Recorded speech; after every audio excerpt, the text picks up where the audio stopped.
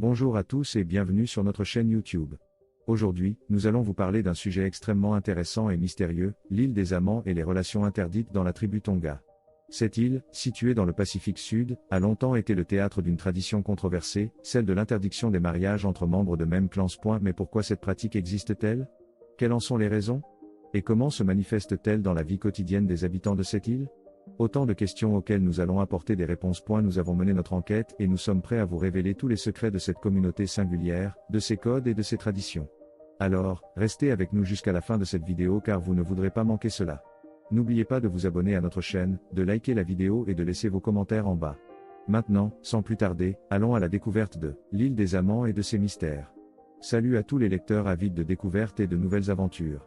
Aujourd'hui, nous allons explorer un sujet fascinant qui nous emmène dans les profondeurs de la tribu Tonga, une communauté insulaire située dans le Pacifique Sud. Plus précisément, nous allons parler de l'île des Amants, un lieu où les relations interdites sont monnaie courante. L'île des Amants est un endroit mystérieux et envoûtant, où les règles sociales et les normes culturelles sont mises de côté pour laisser place à la passion et à l'amour.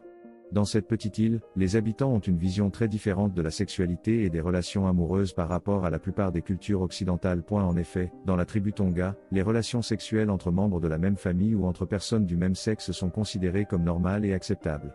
De plus, les mariages sont souvent arrangés et les époux peuvent avoir des relations extra-conjugales sans que cela ne soit considéré comme une infidélité. Cependant, l'île des Amants est un endroit particulier, même pour les Tonga. Ici, les relations interdites sont encouragées et même célébrées.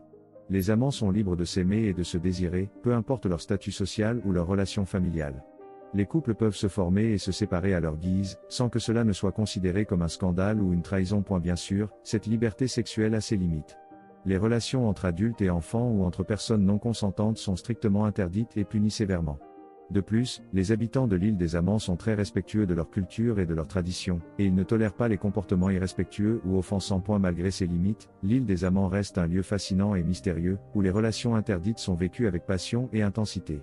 Pour les habitants de la tribu Tonga, cet endroit est un symbole de liberté et d'ouverture d'esprit, où l'amour et la sexualité sont célébrés sans jugement ni préjugés. En conclusion, l'île des Amants est un lieu unique au monde, où les relations interdites sont vécues avec passion et intensité. Pour les habitants de la tribu Tonga, cet endroit est un symbole de liberté et d'ouverture d'esprit, où l'amour et la sexualité sont célébrés sans jugement ni préjugés.